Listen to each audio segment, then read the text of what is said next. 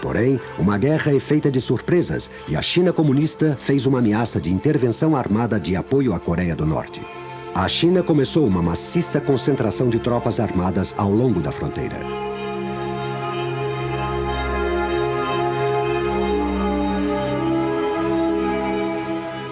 O general MacArthur, contrário ao objetivo da ONU de restaurar a divisão dos dois estados no paralelo 38, manifestou a sua intenção de uma ocupação militar da Coreia do Norte. A prolongação da guerra e o conflito com a China pareciam inevitáveis.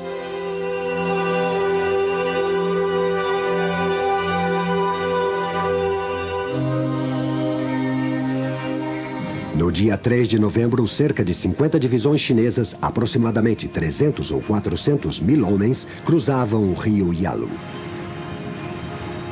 O ataque foi praticamente surpresa.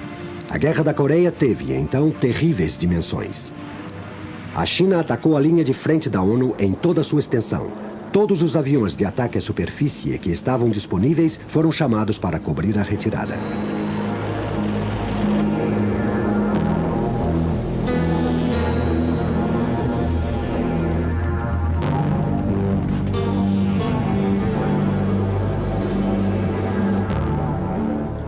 No pântano congelado de Shaoxing, a primeira divisão de marines foi abastecida pelo ar durante os poucos dias em que os transportes puderam voar.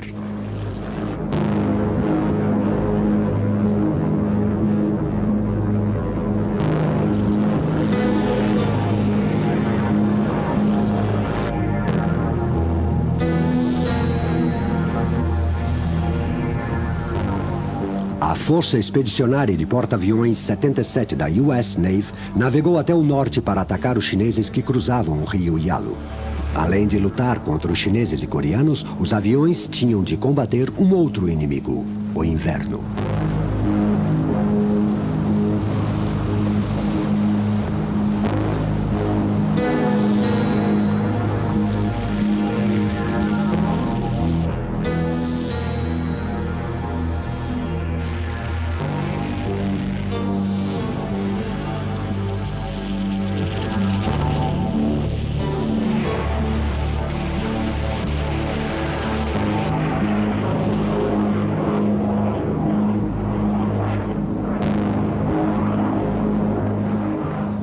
Os Shooting Star da Força Aérea Norte-Americana também contribuíram na retirada da ONU.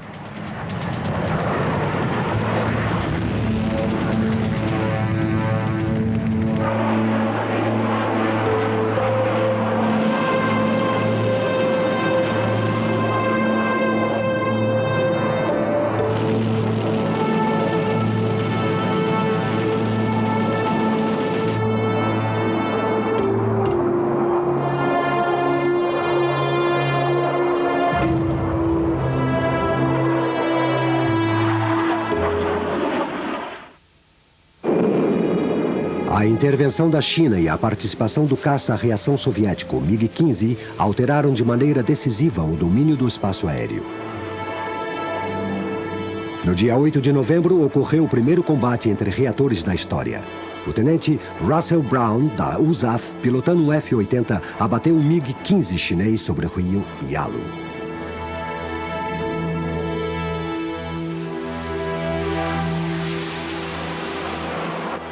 Quando o MiG virou à esquerda, eu me adiantei e atirei com rajadas curtas. Voava quase 1000 km por hora, mas ainda não podia aproximar-me dele. O momento decisivo foi quando esteve a uns 300 metros. Então, disparei.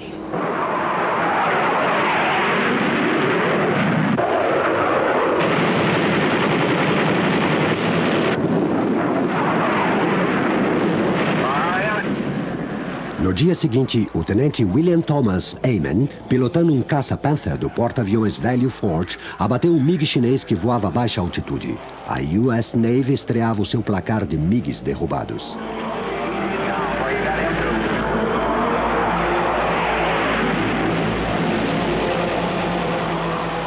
No final de novembro, 250 mil soldados chineses estavam combatendo na Coreia em igual número aos dos exércitos da ONU.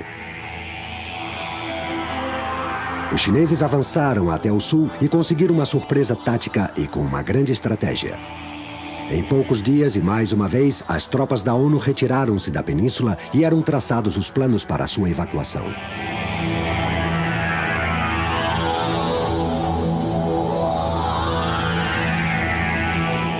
No final do ano, a agressão chinesa foi interrompida e no final de janeiro de 51 foi estabelecida uma nova linha de frente no sul do paralelo 38.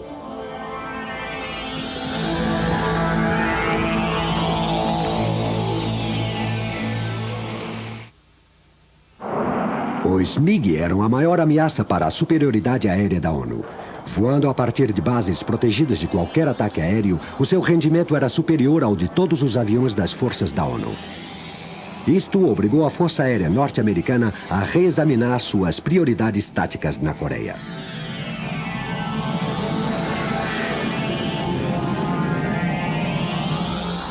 Mesmo que os Shooting Star e os Panther pudessem atacar os MiGs, existia um perigo iminente. A ONU não tardaria em perder o domínio aéreo da Coreia. O alto comando da USAF enviou uma esquadrilha de Sabre que, semelhante ao MiG, era o único avião aliado capaz de enfrentá-lo. Para este fim, foi escolhida a 4ª Esquadrilha de Caças Interceptores, provavelmente a melhor unidade de caças à reação da USAF. Muitos dos seus pilotos eram veteranos da Segunda Guerra Mundial com experiência em combate. No início do inverno, 3 esquadrões chegaram, realizando sua primeira missão histórica no dia 17 de dezembro.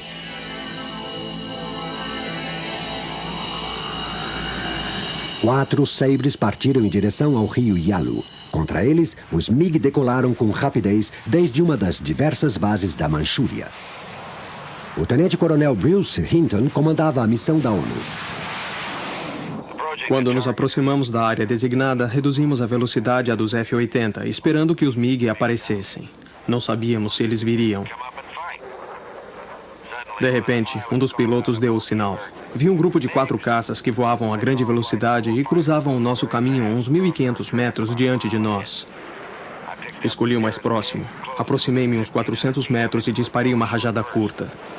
Algumas peças saltaram e da cauda saía fumaça. Era como se estivesse a 2 metros dele. O MiG era como um carro esporte. A linha, a estrutura, tudo parecia de primeira classe. Apesar dos meus disparos, ele continuava voando, mas perdia altitude. E pensei, por que não explode? Tentando destruí-lo, disparei uma rajada longa. Ele caiu em parafuso, envolvido em chamas.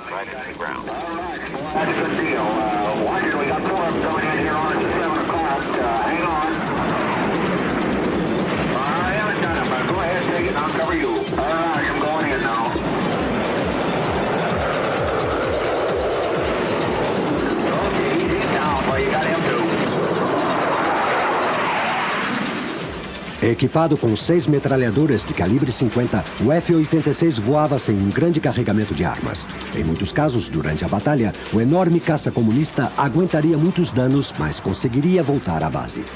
Quando Hinton regressou a Kimpo, constatou-se que, durante o seu combate, gastou praticamente toda a sua munição, 1.800 cartuchos.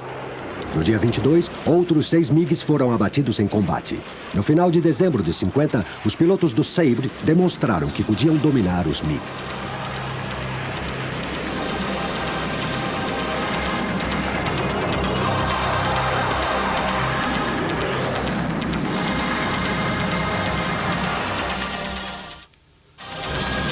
Na mesma época que o Sabre chegou à Coreia, um outro modelo estava em serviço, o caça-bombardeiro F-84 Thunderjet.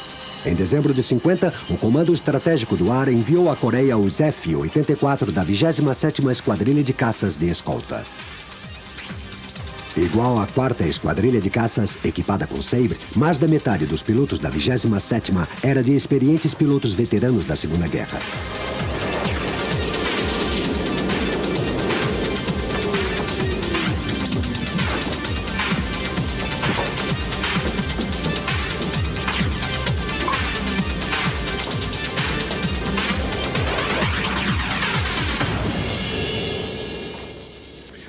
As missões dos F-84 eram destruir o poder aéreo inimigo, apoiar as forças terrestres da ONU e atacar as rotas comunistas de abastecimento.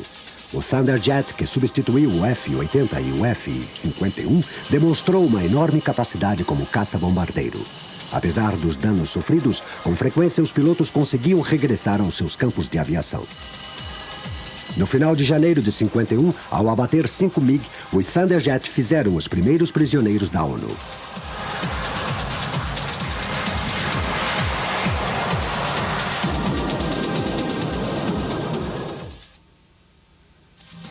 Com o avanço comunista, os Sabre foram deslocados para bases mais ao sul, dificultando a missão de cobertura aérea.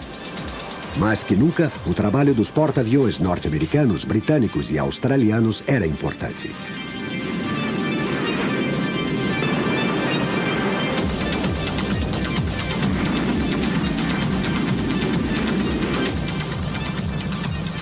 A maior contribuição foi da Força Expedicionária 77 da Marinha Norte-Americana, que contava com 4 porta-aviões rápidos na Península da Coreia e que cobriam tanto o oeste como o leste. Os porta-aviões estavam preparados para tudo. Os porta-aviões ativos lançavam ataques aéreos diurnos com 100 saídas diárias.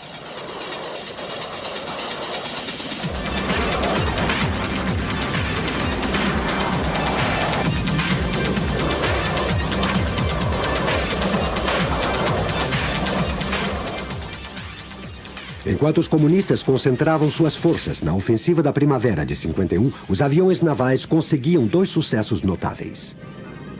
Em abril, os Corsairs do Corpo de Marinhas abateram 4 Yak comunistas. Em maio, os Sky Rider, armados com torpedos, atacaram Hwachon.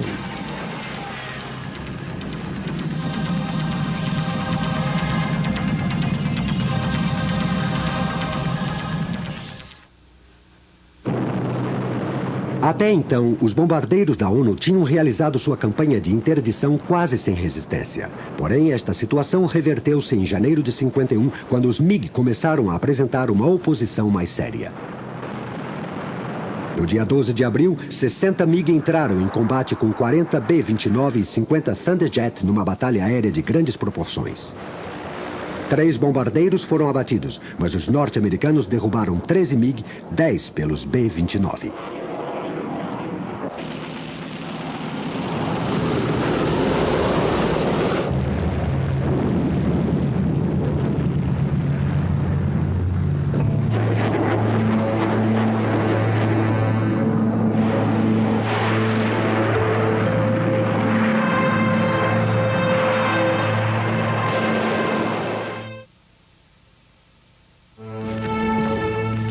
A ofensiva comunista não conseguiu invadir a Coreia do Sul.